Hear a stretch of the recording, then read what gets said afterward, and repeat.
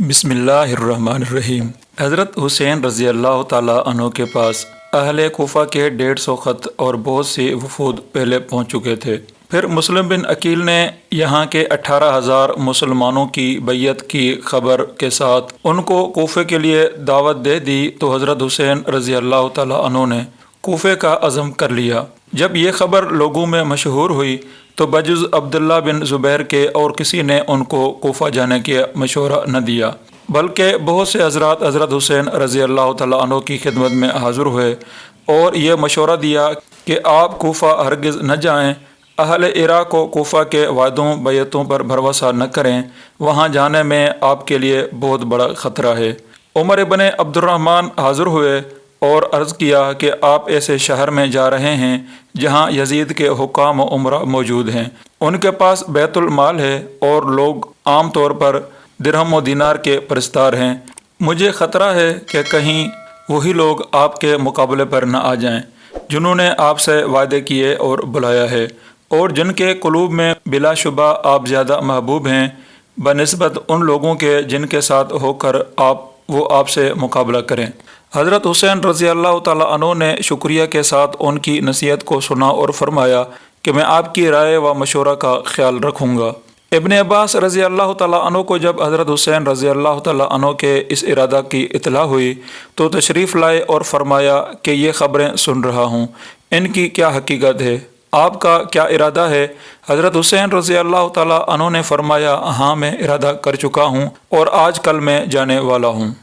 ابن عباس رضی اللہ تعالیٰ عنہ نے فرمایا، بھائی میں اس سے آپ کو خدا کی پناہ میں دیتا ہوں، خدا کے لیے آپ مجھے یہ بتلائیں کہ آپ کسی ایسی قوم کے لیے جا رہے ہیں جنہوں نے اپنے اوپر مسلط ہونے والے امیر کو قتل کر دیا ہے اور وہ لوگ اپنے شہر پر قابض ہو چکے ہیں اور اپنے دشمن کو نکال چکے ہیں، تو بے شک آپ کو ان کے بلانے پر فوراً چلا جانا چاہیے۔ اگر وہ آپ کو ایسی حالت میں بلا رہے ہیں کہ ان کے سروں پر ان کا امیر قائم و موجود ہے اور ان سے مغلوب و متاثر ہیں اور ان کے حکام زمینوں کا مالیہ وصول کرتے ہیں، تو ان کی یہ دعوت آپ کو ایک سخت جنگ و مقابلہ کی دعوت ہے، اور مجھے یہ بھی خطرہ ہے کہ یہی لوگ آپ کو دھوکہ دیں اور مخالفت و مقابلہ پر آمادہ ہو جائیں۔ حضرت حسین رضی اللہ تعالیٰ عنہ نے ان کے جواب میں فرمایا، اچھا میں اللہ تعالیٰ سے استخارہ کرتا ہوں، پھر جو کچھ سمجھ میں آئے گا عمل کروں گا۔ دوسرے روز ابن عباس رضی اللہ تعالیٰ عنہ پھر تشریف لائے اور فرمایا، بھائی میں صبر کرنا چاہتا ہوں مگر صبر نہیں آتا، مجھے آپ کے اس اقدام سے آپ کی اور آپ کے اہل بیت کی ہلاکت کا شدید خطرہ ہے۔ اہل عراق عہد شکن بے وفا لوگ ہیں، آپ ان کے پاس نہ جائیے، آپ اسی شہر مکہ میں اقامت کریں۔ آپ اہل حجاز کے مسلم و رہنما و سردار ہیں، اور اگر اہل عراق آپ سے مزید تقاضا کریں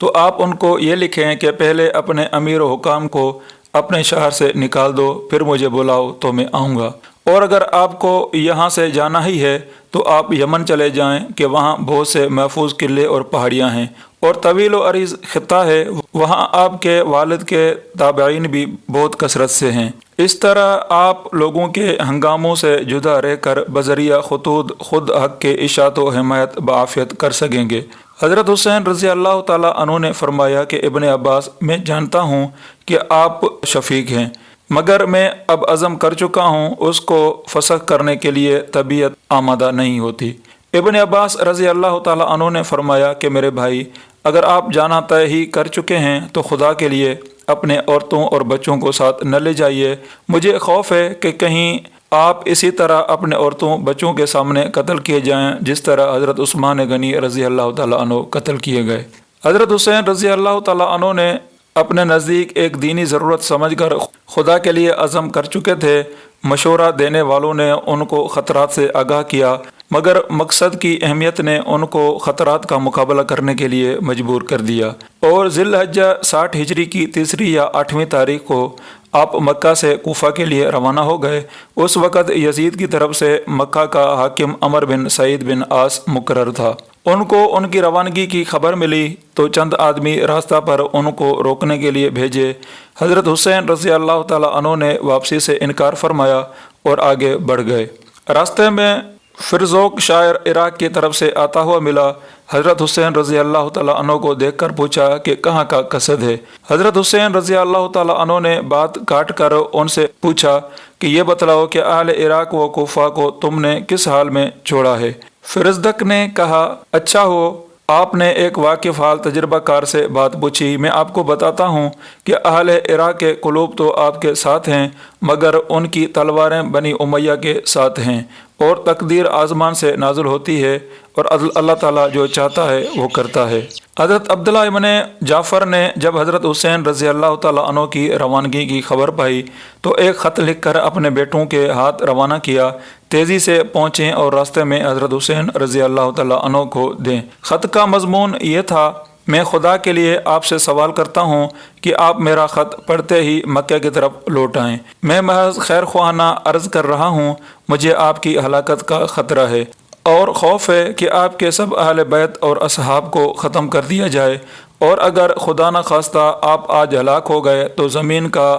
نور بجھ جائے گا، کیونکہ آپ مسلمانوں کے پیشوا اور ان کی آخری امید ہیں۔ آپ چلنے میں جلدی نہ کریں، اس خط کے پیچھے میں خود بھی آ رہا ہوں، میرا انتظار فرمائیں، والسلام۔ یہ خط لکھ کر عبداللہ ابن جعفر نے پہلے یہ کام کیا کہ یزید کی طرف سے والی مکہ عمر بن سعید کے پاس تشریف لے گئے اور ان سے کہا کہ آپ حضرت حسین رضی اللہ تعالیٰ عنہ کے لیے ایک پروانہ امان لکھ کر دیں، اور ان سے ان کا بھی وعدہ تحریری دیں کہ اگر وہ واپس آ جائیں تو ان کے ساتھ مکہ میں اچھا سلوک کیا جائے گا۔ عامل مکہ مکرمہ عمر ابن سعید نے پروانہ لکھ دیا اور عبداللہ بن جعفر کے ساتھ اپنے بھائی یحییٰ بن سعید کو بھی حضرت حسین رضی اللہ تعالیٰ عنہ کی طرف بھیجا۔ یہ دونوں راستے میں جا کر حضرت حسین رضی اللہ تعالیٰ عنہ سے ملے اور عمر بن سعید کا خط ان کو سنایا اور اس کی کوشش کی کہ لوٹ جائیں۔ اس وقت حضرت حسین رضی اللہ تعالیٰ عنہ نے ان کے سامنے اپنے عزم کا ایک وجہ بیان کی کہ میں نے رسول اللہ صلی اللہ علیہ وآلہ وسلم کو خواب میں دیکھا ہے اور مجھے آپ کی طرف سے ایک حکم دیا گیا ہے، میں اس حکم کی بجاوری کے لیے جا رہا ہوں، خواہ مجھ پر کچھ بھی گزر جائے۔